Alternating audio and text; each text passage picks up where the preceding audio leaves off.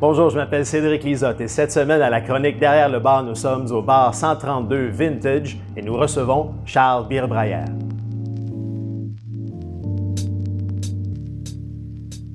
Charles Bier-Braillard, bienvenue à Derrière le bar. Merci beaucoup. Alors, on voulait commencer directement, parler du sujet. Les bières Bier-Braillard, qu'est-ce que c'est exactement? Pour moi, personnellement, il y a la Ale et la Pilsner. Ce sont des bières qui ressemblent beaucoup à certaines des bières industrielles qu'on connaît, comme les Molson et les Labatt. Mais c'est pas exactement ça, parce que il y a un avantage à boire de la bière Braillard. Peux-tu nous parler exactement de ce que c'est comme concept, ta bière? Oui, absolument. C'est ça. Nous autres, on brasse la bière 100% naturelle. Alors, on fait ça à base de malt, houblon, de l'eau, de la vieille façon traditionnelle. Ce qui est intéressant, c'est que c'est vraiment des bières, je te dirais, de transition entre les macros puis les micros. Alors, c'est des bières très faciles à boire, mais encore de qualité. Alors, on peut goûter vraiment la qualité, les ingrédients et la fraîcheur. Puis les ingrédients de qualité, justement, qu'est-ce que c'est la différence? Tu me parlais de sucrose et de maltose avant qu'on entre en onde. Je voulais savoir, qu'est-ce qui se passe avec les bières industrielles qui font que les ingrédients de base, c'est-à-dire le houblon, le malt et l'eau, ont commencé à être perdus dans toutes ces recettes-là? Oui, je te dirais, je ne peux pas parler pour les autres brasseries, mais je sais que souvent, ils vont ajouter des sucres pour fermenter, ce qui vont donner un goût plus mince, ça va goûter plus l'eau, à base de maïs, de riz, des sirops. Nous autres, c'est vraiment la façon traditionnelle, c'est du malt, houblon, de l'eau. Nous autres, on cherche nos fournisseurs en Europe. C'est des maisons de malting là, qui datent des siècles qui font ça. Et puis, nous autres, c'est vraiment des ingrédients de qualité. Ça fait combien de temps que tu es sur le marché, Charles? Ça fait exactement 10 ans que j'ai décidé de partir la brasserie. J'étais passionné, brasseur maison au début. Et puis, j'ai bâti la petite brasserie, puis on brassait de la bière. Puis tranquillement, avec les années, on a sorti différentes bières avec différents produits. On parle pratiquement d'un pionnier. Donc, dans ce temps-là, il y a 10 ans, les microbrasseries sur le marché, il n'y en avait pas énormément. Non, du tout. Il n'y avait pas beaucoup. Il y avait certaines qui sont très connues, qui ont vraiment commencé le mouvement.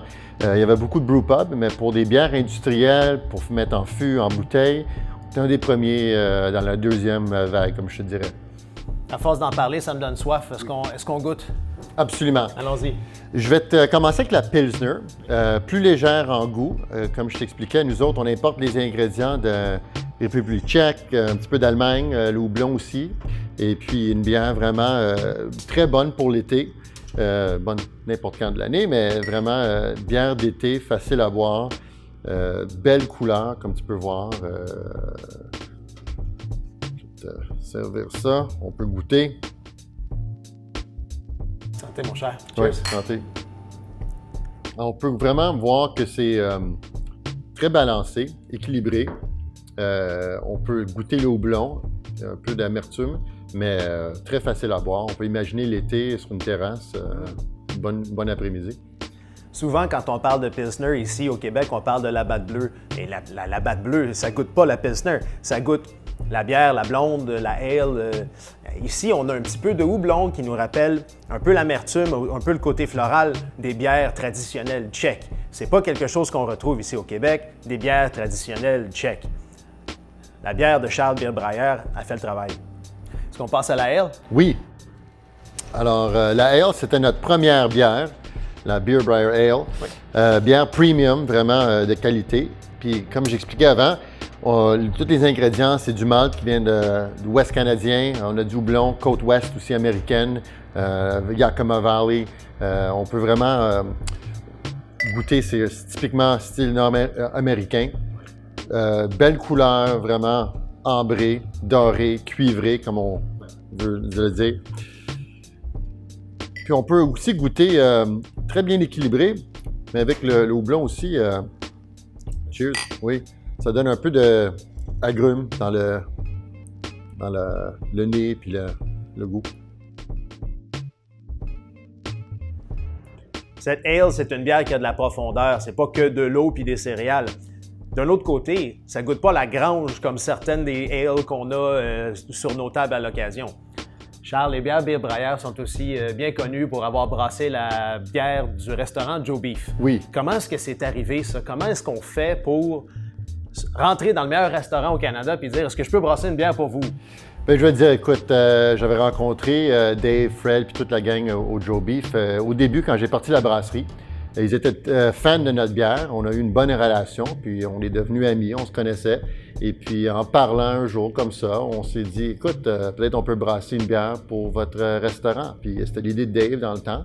Alors on a travaillé ensemble, on a travaillé la recette, puis on a sorti une bière vraiment de qualité pour le restaurant Joe Beef. Comment est-ce que c'est de travailler avec ces gens-là? Ça doit être difficile, respecter leurs papilles si développées?